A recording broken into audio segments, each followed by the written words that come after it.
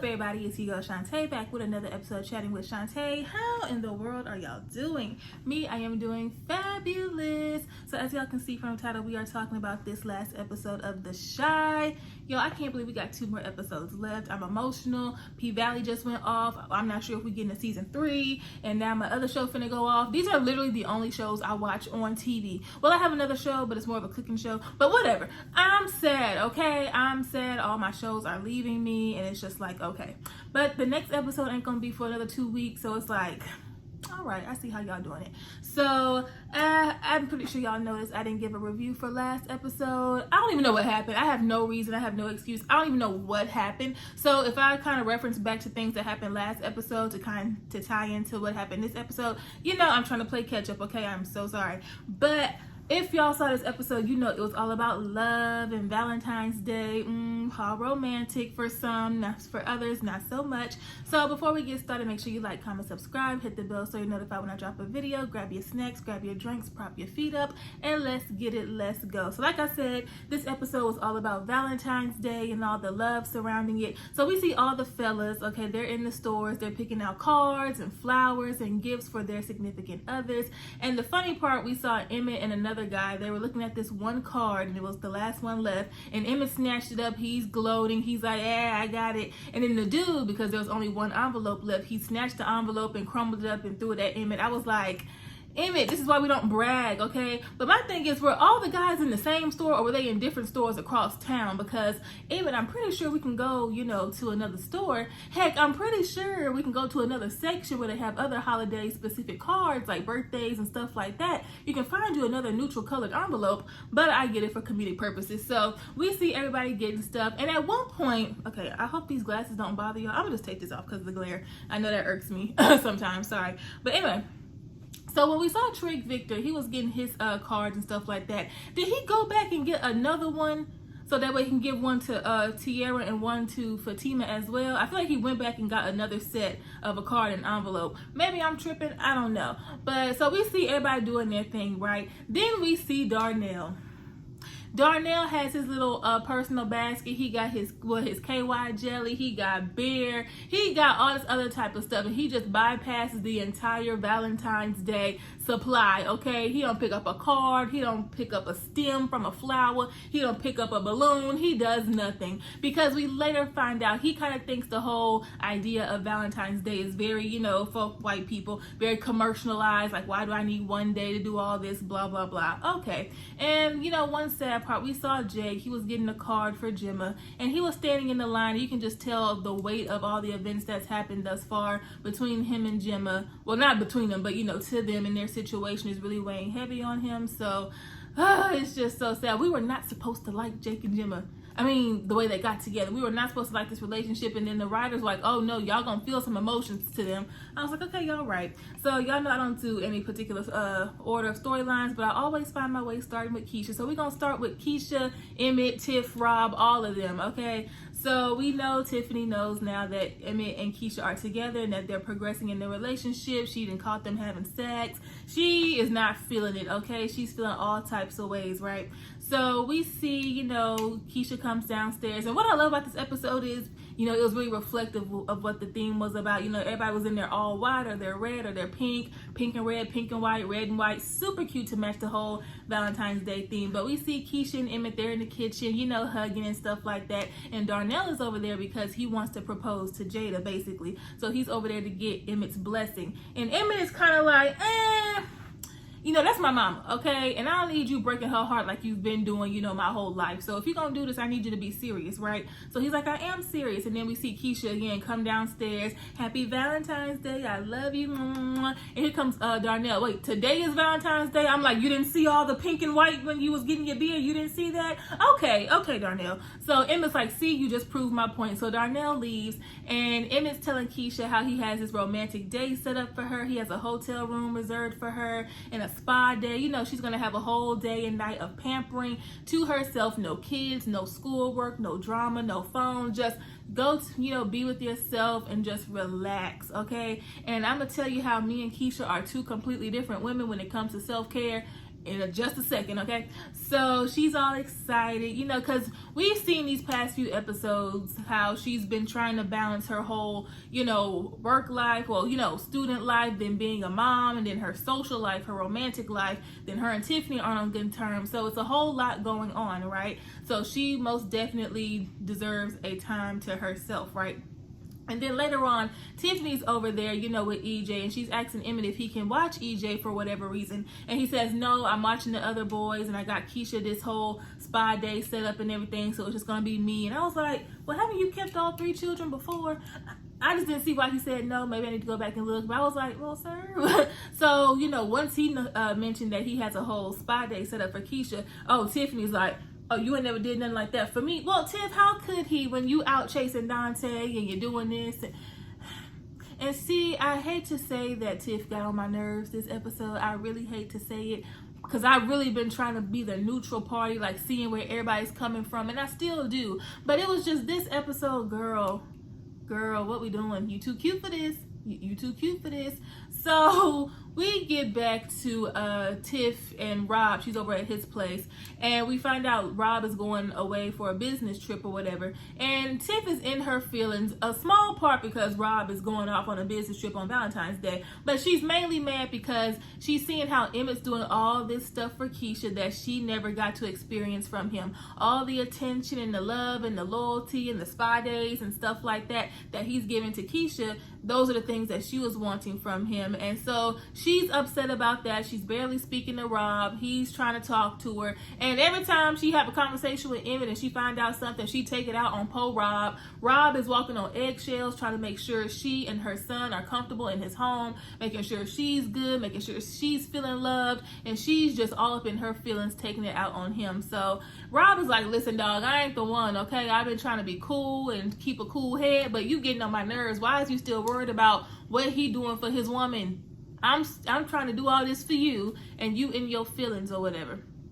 So later on, we see Keisha, and this is when I say me and her were 2 completely different people. So we see Keisha, okay, she's in her hotel, she in her robe, she got her little snacks, her little wine, she's waiting to exhale, a black woman's luxury, okay, just relaxing. She ain't got the baby crying, she ain't stressing about a paper, she ain't doing all this, all that, and it's going well. And then on the other side, we see Rob is leaving, you know, Tiff or whatever, and she's kind of in her feelings and whatever, so he leaves. And so we see Keisha, she grabs her phone and asks Tiffany if she could come over so they can talk. Now, because Keisha, you already know where you and Tiffany are at this point. Now, you've been needing this vacation or this staycation. You've been needing some time to yourself. You want to choose the night when you finally got to relax, to invite some company that you don't even know for sure how the conversation gonna go. If you know for sure, if you don't know for sure that the conversation is gonna go in a good direction, don't even invite it over. No, Tiffany would have called me February 15th, maybe February 16th, because me and my man still gotta do stuff since he's not here with me. February 16th sounds great, okay? I'm not about to jeopardize and ruin and put my relaxing night at risk, you know, over a conversation that can go either way. All right, like I would have enjoyed my night because I don't get to have many nights like this. Okay, I ain't got the baby with me. I ain't got to do an assignment. I get to relax and watch my movies in my robe. I'm not finna invite Tiffany over, not this night, but I understand because I'm a friend's friend. I'm a girl's girl. So I understand when you and your good girl, y'all ain't on good terms and you don't like that feeling. I understand, but baby, Tiffany would have called me early in the morning, February 16th. Hey girl, I'm here. So Tiffany starts to, you know, send a message, like a dismissive message. But then she's like, no, let me go ahead and talk to her. She says, okay. So we see them in Keisha's hotel room, and you can just cut the tension with the little butter knife that was on the tray that she was using for her snacks. It was so thick. And, you know, they're trying to talk about, you know, well, how do we move on from this? And, you know, I don't like the space that we're in and blah, blah, blah. And Tiffany's whole thing is like, I don't know if I'm going to be able to just move on from this. I mean, what y'all did is some shady stuff. That's my ex-husband. I was pouring my heart out about what we were going through to you, and just for you to go back to him, like, what's really going on? So I'm not sure if you're expecting me to just be like, hey, girl, it's okay, but that's not going to happen. And how do you know he's really changed? So then she gets into these questions of, you really think Emmett's changed? Like, you really don't think he'll do you the way he did me? And Keisha's letting her know, no, I trust him. He's a changed man. and I'm just gonna believe him until he proves otherwise. So Tiffany's like, bet. So she leaves, and we get a knock on the door at Emmett's house. I said, Lord Jesus. So Emmett's there chilling, the boy's upstairs somewhere, he's just chilling by himself, and we see Tiffany all propped up against the door. The whole demeanor change, whole posture change, everything. Come sit down, how you doing, you alone? And then earlier she asked him what he was doing for Valentine's Day and stuff like that. So she's, you know, trying to flirt with him and just have these conversations. Don't you still love me? And he's like, yeah, I will always love you. I mean, we have a child together, but those other feelings, you know, those lustful feelings, those other feelings that you're trying to allude to, I ain't really got them for you no more. And so that's when she commences to start unzipping her little thick jacket dress. And she was like, what about now? How about we do it one more time for old time's sake? And this is when I was like, okay, because this whole season, you know, Emmett saying he's a changed man. He was even saying this last season, I'm a changed man, I'm a changed man. And I was like, Emmett, this is the scene that's going to make me love you or hate you. It's going to make me love you or hate you. Please don't fall victim, because listen, and Tiff was really skimming this whole day, because who just walking around with lingerie on in this, never mind. Anyway, so she's, you know, trying to put it on him and stuff like that. And he's like, nah, Tiff, I'm a changed man. I love Keisha. I'm not about to mess this up with Keisha. So she got egg on her face, and I bust out laughing. I am so sorry. But I was like, Tiff, girl, what you doing? What are you doing? Like, what are you doing? What are you doing? Okay. So she zips up her jacket and she grabs her purse and she looks at him, and he was like, and she was like, so you can be loyal to Keisha, but you can't be loyal to me? Tiffany, let it go. I'm so sorry. And listen, I understand. And y'all know, if you've been watching my reviews, you already know I knew Tiffany was going to be upset because of how everything's playing out. Like, she's going through this divorce and stuff like that. And then the person he ends up back together with just so happens to be his ex. So that stings. And then his ex just so happened to become close friends with Tiff, so that's another layer of stinginess or whatever. So it hurts, but at the same time, it's like, girl, ugh. And then she gets back to Rob's house, and we thinking he gone, but he came back. He changed his flight details so that way she wouldn't be alone on Valentine's Day. So you on this side of town trying to throw yourself at Emmett, whole time your actual man, because at this point you haven't denied that he's your man. He comes back, you know, changing his flight details, cooks you a dinner, got a nice little candlelit atmosphere going on, and I'm just like, now see, the old Emmett, okay, when y'all were together, you would have had to beg him to do that. So you still trying to get all this stuff from Emmett, this attention, this loyalty, and all this stuff from Emmett. Whole time you got a man over here that's letting you know how it is from jump, how he wants to be with you, letting his intentions be known from Jump Street since day one. You got him doing all the things that you had to beg Emmett to do with no question, just effortlessly. I was like, and now you can't even enjoy this dinner, this surprise dinner, because you got this guilt on your head too. So you're not in your feelings no more. I mean, you are, but now it's another layer of, oh snap, this man then came back and surprised me with this dinner, and I just tried to sleep with my ex. Dang. So we see in the next episode when they show the preview, I guess he finds out, I don't know if she tells him or however it plays out, but he knows that she was over there trying to do a little something. So it's like Tiffany, baby, we gotta let it go. So then the next morning we see, what's the name? Emmett, he's over at, not Darnell's place, but Jada's place or whatever. And, you know, he's talking to Darnell. He's like, hey, Pops, Tiff tried to sleep with me last night. I said, good morning. Good morning to you too, Emmett. Good morning. Darnell heard him close the door like, wait a minute, you just don't announce that type of stuff out loud. And so he's telling him what happened. And Darnell's like, well, did you go through with it? He's like, no, I stopped it. I really love Keisha. I didn't go through with it. And that's why I'm here to give you my blessing. So Emmett saw that as, if I can change for real, and not put my relationship in jeopardy and things like that, if I can change, then I'm pretty sure my father can change too. So that's what he was telling Darnell. Listen, if I can change, I know you can change. So this is me giving you my blessing. Go ahead and propose to my mama. Y'all do this right. And I love you. I love you, son. Mwah. I love the space that Darnell and Emmett are in. I just love it. It's so sweet. I love it. So boom. Now we're going to go to Jada and Darnell before we get to the proposal part. So like I said, we saw Darnell, he bypassed the entire thing of Valentine's Day decorations because he feels it's for white people. He feels it's commercialized and it's doing too much. Okay, but he ends up taking Jada out to dinner and stuff like that. Baby, This is another instance where it wouldn't have been me. So as they're about to go sit down so they can have this romantic evening because it's Valentine's Day, they run into some old high school friends, right? So they're, catching up for a few minutes. And they're like, oh, y'all are still together? Oh my goodness. Hey, how y'all been? Mind you, it seems like these people haven't seen each other in about 15, 20 years, right? Keep that in mind. So then the couple that they ran into was like, how about y'all join us for dinner? How about y'all come be with us? Nope. Now, if you're not a couple that we frequently have dinner with on occasion, that we see often, we ain't got to choose Valentine's Day to do this. No, I got on this nice dress. I'm saying for me because never mind. But I got on this sexy dress. I'm trying to look into my man's eyes. I'm trying to get a little wine tipsy. I want him to look at my cleave so we can have a nice romantic candlelit dinner. I ain't got time to be playing 15 years to catch up with y'all. No, we will catch y'all on February 16th. Like, what we got to catch? No, I'm not about to spend my romantic evening dinner catching you up on the past 15, 20 years of my life. I know, now is not the time. I would have politely declined. No, we have reservations over here with this chef over here. We will catch y'all at the next reunion. Love y'all. It was great. You look good, girl. Like, no, what we got to talk about it for? That's just me. Maybe I'm selfish. Maybe it's just me. Like Valentine's Day, I want it to be real romantic. And again, maybe if this was a couple that we did this often with, we all went out to, dinner with often, and that, that we have been caught up with each other and stuff like that, then okay, yeah. Because I can still be my little flirtatious self. But if it's people that I haven't seen since we crossed the stage and got our diplomas, I'm going to catch out. No, I ain't got time to walk you down 20 years of my life. I ain't got time for that. This evening, this dinner is not the time for that, but maybe it's just me. But reluctantly, they go and sit down with them, and it's starting off real good. They're catching up, and oh my goodness, I can't believe y'all are still together. We loved y'all, mama, and everything is going good until they bring up this one night, and it kind of puts a damper on the mood, especially Darnell's mood.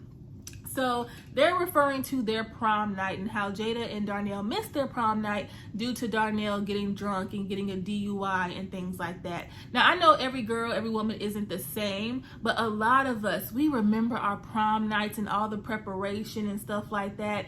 And it's like, the preparation to your wedding, like wedding, prom night, kind of almost on the same level, like those are days and nights that we just remember and things like that. And I haven't been married just yet, but like prom, oh my goodness. So you can tell Darnell was feeling really bad because at that moment he's realized just how much he's really been messing up with Jada over all these years. So his demeanor kind of changes. He kind of fades into the background a little bit. And Jada, she's like, listen, he's a changed man. We were young, we were dumb, we made mistakes, but I love him, he loves me, and we're in this together to life do us part, Lord, till death do us part. And they kiss, and she's like, yeah, we're good. So back at her place, again, he's still just feeling bad, and he's really apologetic because he's realized again just how much and how long he's been messing up with Jada. But he's telling her how much he loves her, she loves him, and everything's good.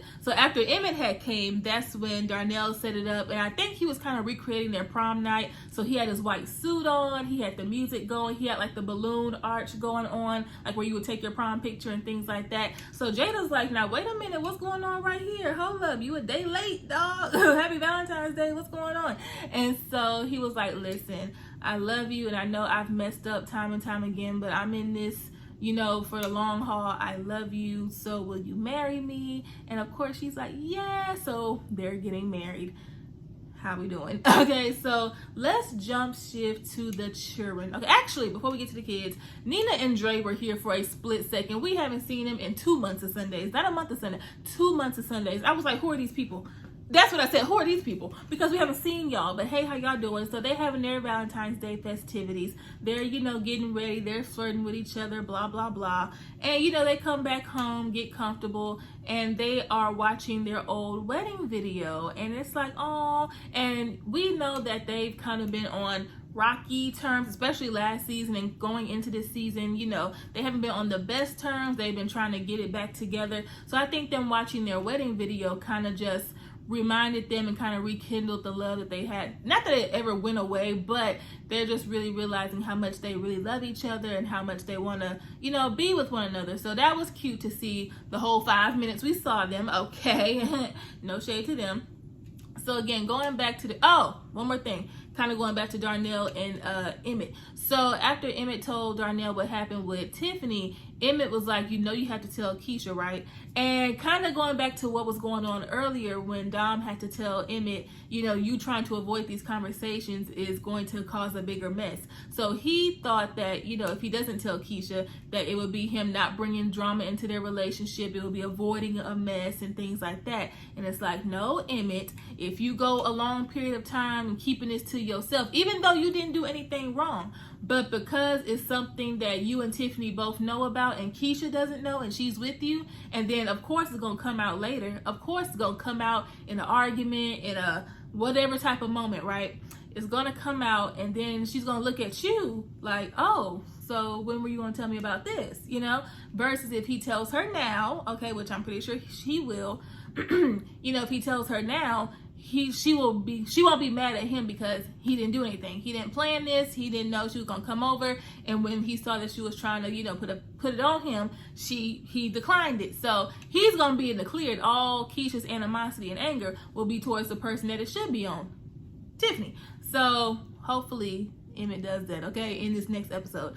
So now going back to the kids. So super cute for the most part, I think. For the most part. So the cutest was Simone and Kevin. So I love them, and I think it's because I know what it's like to be the girl that's kind of like quirky. I'm not really into like astrology and all that type of stuff, but I mean, it's cool, but you know, like kind of march to the beat of your own drum. She's not like the other characters, the other girls and stuff like that. I love her. She's so cute. But and this just goes to show how attentive that Kevin is to her, because he went and named a star after her. He showed Lene the little certificate. Lene's like, now what? Don't no girl want that? And he was like, Simone does, okay? She reads about this stuff. She be having me pulling cards and all, telling me my future and all this other type of stuff. So yeah, me naming a star after her and giving her little certificate, that's gonna be cute, right? And so Lene's like, oh, that's cute. Okay, you know, if I had a Valentine's, I wouldn't really want that, but okay. And so I'm not gonna say she was in her feelings about not having a Valentine, but she kind of, you know, pointed that out for whatever reason. And Kevin just was like, you know, if you ever need anything, you know, I'm here for you. I was like, they are brother and sister for real. I love it. So Simone and Kevin, they're having a cute little day at her grandparents' house, I believe. And you know, she's like, I'm sorry, my grandmother said I had to keep the door open. I was like, yep, your grandmother's right. That's my mama. That's my mommy. Like, okay, he can come over here, but the door gonna be open. Too cute, but they're having a little dinner, and that's when he presents, you know, the certificate for the star for her, and she's just melting because, you know, she didn't need anything flashy, and like he got her something that caters to her specific interests and likes and things like that. And it just showed her how much he likes her, how much he listens and pays attention. So her getting her own star just had her clutching her pearls like, oh my goodness. And then she felt bad because she didn't get him anything, and he was like, don't worry about it, because your presence is a present enough. I said, Kevin, yes, see, keep this same energy, keep this same attitude. I know you've been hurt before. These other little girls that played with you since season 1. Andrea, we ain't forget about you. What's the girl? Gemma, we ain't forget about you either. We feel sorry for you, but we ain't forget. Simone, this girl, I need y'all to be on one accord for the rest of this show, not just this season, for the rest of the show. I need it to be y'all, okay, because y'all are too cute. So, but that was just so sweet to see them. Super innocent, super wholesome, nothing crazy, just teenagers, you know, doing little puppy love type stuff, you know, grandparental supervision, just so cute. I love it. And I love how we haven't seen them do anything like too grown. I don't know, you know what I'm saying? And not saying that teen, like, because they're what, 16, 17 at this point. So of course, you know, we've seen in the show teenagers been doing stuff, but with them we haven't seen none of that. We've seen them kiss a couple of times, but with them we've really just been seeing them get to know each other like this whole time, and kind of getting pulled out of their comfort zones, like, you know, she's not into video games, but she's at his game competitions. He's not really into astrology and cosplay, but he's dressing up. Like, we're just seeing them really get to know each other and get pulled out of their comfort zone a little bit because of how much they like each other. So cute. I love it. I love it. And then we see, what's their names? Bakari and Papa. You see my face. Bakari and Papa, Lord Jesus. So we know Bakari got kicked out due to what happened, yeah. And so he's been staying with Papa. I'm just trying to figure out how Papa was able to give the full A-OK as if he ain't got parents, but all right. So they're in Papa's room trying to figure out why they looking at each other on Valentine's Day. And so they kind of, you know, not upset, but they're just like, man, it's Valentine's Day and I'm up in here looking at you or whatever. So it gets to the point where Papa's telling Bakari, you really should talk to Jake and Gemma and apologize. And for some reason, Bakari couldn't figure out why that was his fault or how it was his fault that Gemma lost his baby. Because in his head, he's like, well, I didn't go up to her and push her and make her lose the baby. But once Papa kind of slowed it down for him, so you're the one who left the group. You're the one who went to the bouncer to pick the fight. Y'all started fighting. You're the one who came in here with a gun. Then you proceeded to take out the gun and shoot it in the air, which caused people to panic and trample over Gemma, which resulted in the loss of their baby. Do you get it now? If Johnny had 5 apples, do you get it? All right, great. Once he broke it down that way, Bakari was like, oh, well, I guess it is my fault. I said, baby, yes, congratulations, you made it. So he's just like, I don't really want to talk, but okay. So then we get to the conversation of, you know, who Bakari likes and stuff like that, because he starts smiling a little bit and things like that. So he not really saying too much, but he does note that it's, you know, there's someone that he kind of has his eye on. So he wants Papa to write the card for him to give to Lene. We know it's Lene. And so Papa's like, okay, I'll write your card if you talk to Jake and Gemma and apologize. So they shake on it. Okay. Sorry, y'all. Listen, I've been talking so much here lately. My voice is like, girl, shut up. So we see Papa and Lene. They're in the living room at Kev's house. And she's reading the card. And because he won't say who it's from and then it's signed Secret Admirer, she's looking at Papa like, did you write this? Like, what are you trying to say? Like, what's really going on? Like, who is this from? Is it from you? You liking me? Like, what's going on? She's just trying to figure out what in the world's going on. And Papa's like, it ain't from me. And I can't say who it's from, but just know it's somebody who really likes you, okay? So then we see Bakari. He comes in. And the thing with Bakari that I'm liking, you know, not the fact that he's just doing crazy stuff, but when it comes to Lene, all that tough guy demeanor, all that tough exterior, it goes straight out the window when he gets by her, near her. I like your braids. Hey, Lene. Boy, speak up. We can't hear you. So cute. And that just shows that there's still that innocence. There's still that, you know, boy inside of him. Not this tough gang wannabe, you know, not that. But there's this softness to him that, you know, can come out if he allows it, you know, if he's with the right people or whatever. So when he gets around Lene, he just turns into putty chow. So he was like, well, I see you got my card, and I was wondering if you know, want to kick it with me one day. We can hang out, you know. And she's like, well, that would be nice, but I know what you did. I said, what?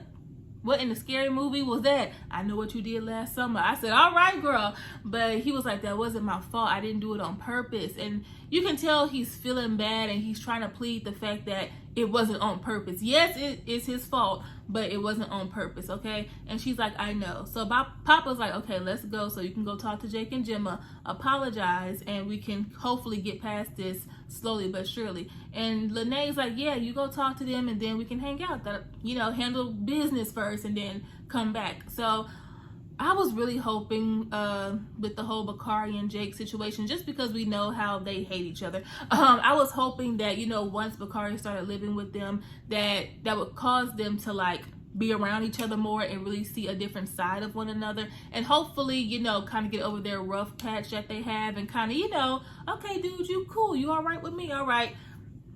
That ain't gonna happen, especially since you're the reason, especially since Jake knows he's the reason that Gemma lost their baby. That ain't gonna happen. My little hope for friendship, I've been wanting everybody to become friends this season, okay? We see it with Tiff and Keisha, we saw it with Maisha and Gemma, so on and so forth. I was really hoping that Bakari and Jake would be able to, you know, hopefully, you know, have some sort of, hey, how you doing, mutual, you know, hey bro, what's up?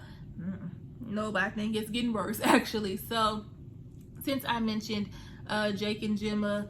Oh, it's so sad to see them going through this. Now, of course, no one wanted to see them go through a teen pregnancy. Of course, no matter how adamant they were and how, willing they were to step up and do what they had to do.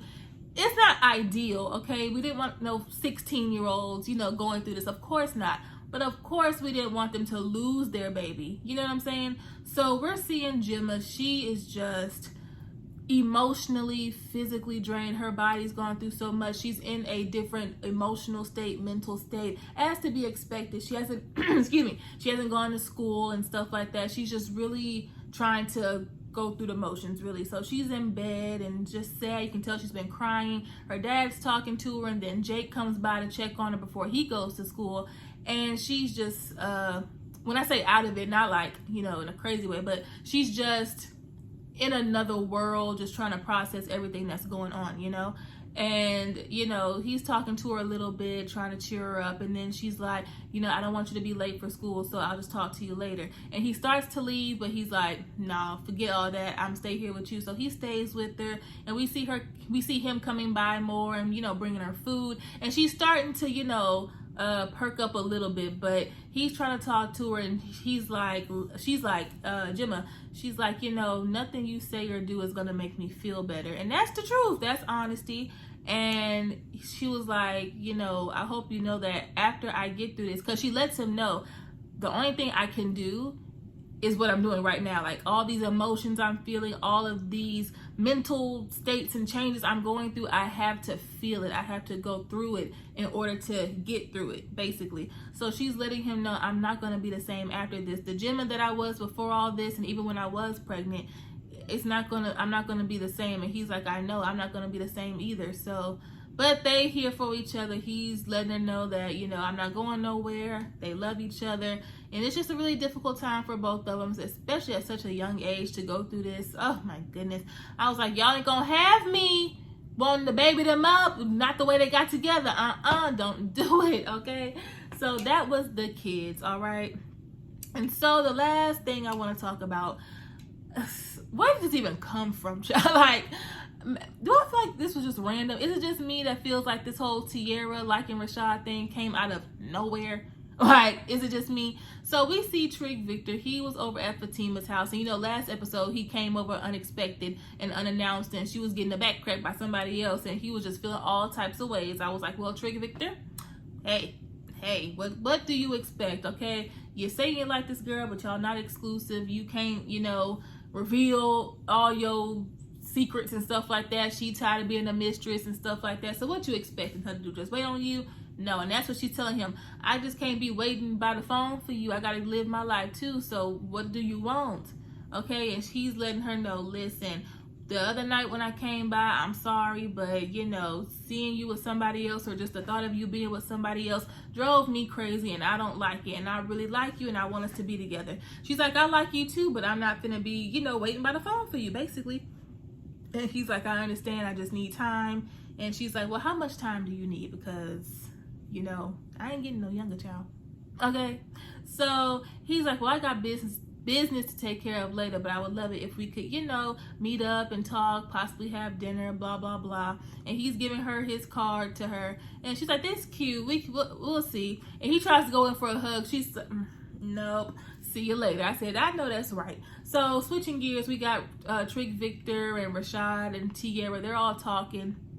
And they're like, so Rashad, what you got planned for Valentine's Day with Deja? And the whole time they talking, Tierra just looking at him like he just a whole sirloin steak. I was like, girl, where this come from? Have I not been paying attention? Please let me know in the comments. Have I not been paying attention? Because I feel like this episode was the first episode we saw Tierra kind of express some little interest in him. I was just like, girl. But anyway, so here comes Rashad. Now, just when I thought we escaped the curse of Smokies,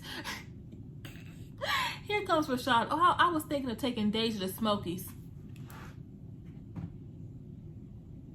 Smokies? Okay. So they're like, no, how about you join us for dinner? Okay, Trig Victor, we're going to dinner. And Trig Victor, he's like, we're not even together. Why are we doing all this? We are faking this. And she's like, I know, but we still have to, put on this acting appearance for the community. Don't you want to win these votes? Okay, then how about y'all join us, Rashad, Deja? How about y'all join us? So Rashad like, oh, that's cool, but who paying the bill? I said, Rashad, please. So we see them all on this double date, okay? Trick, Victor, Tiara with Deja and Rashad. So Deja and Rashad, they're just smooching, you know, they're in love, like, oh, I love you, mwah, mwah, mwah. Tiara's just looking at Rashad, just wanting to eat him up right in front of Deja's face.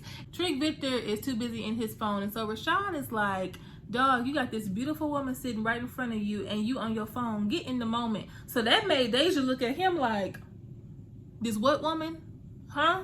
And so Tiara's feeling herself, right? So that's kind of the awkward energy for the remainder of their date. So they get back to Trick Victor's place, and you know, they're all talking, and Rashad's down there, and he's looking at Tiara because she's putting on her lipstick or whatever, and he's like, ooh, girl, you look good enough to eat. I said, Rashad, why would you say that?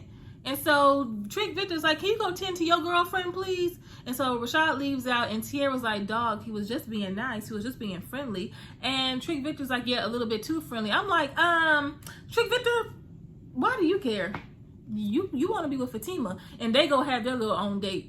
Trick Victor and Fatima, they had their little thing going on. And so we get back downstairs where Rashad stays, and you know, we see Miss Deja packing up her bags. Oh, so she looked good enough to eat. I said, I know that's right, because boy, I wish you would, boy. So she leaves. She's like, all the stuff I did for you, I thought you were different. I tried to change you. I was willing to give you a chance, knowing you wouldn't be the type of man I would usually go for. And he's like, you ain't do me no favors. We were both like, well, you know, she kind of has, but whatever. So she storms out, and then later on we see Tiara creaking her way down there. Oh, where's Deja? Girl, you know she left. And so she was like, there's no sense in us both being alone for Valentine's Day, boo, boo, boo. And so long story short, they end up kissing. I'm pretty sure they end up having sex. And I'm just like, just last episode in her daddy's house, when everybody was grilling you, you went on this whole Malcolm X speech. Oh, I love this woman. I'm a changed man. Don't judge me off the man I used to be. Judge me from the man I'm becoming. She's done a lot for me. I love her. I don't give a damn what y'all say, blah, blah, blah. And then all it took was for Tiara to come down there and put on some red lipstick, and you just kissing on her. Ciao.